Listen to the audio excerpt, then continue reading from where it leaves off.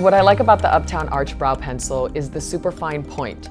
It allows you to mimic your actual brow hairs, where you can build from a medium to full coverage.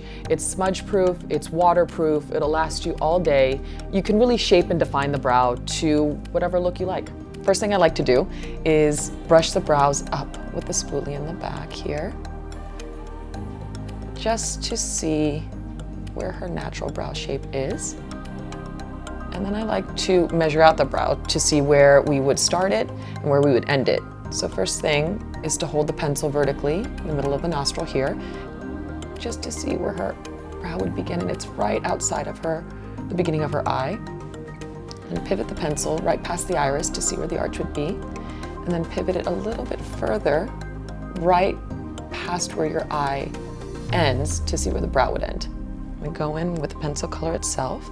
And what I love about this pencil is the super fine point that allows you to get right into the brows and fill in the little spaces in between to help create a soft but full brow. And the color is beautiful, super pigmented. But with light strokes, you can create the most beautiful, soft brow.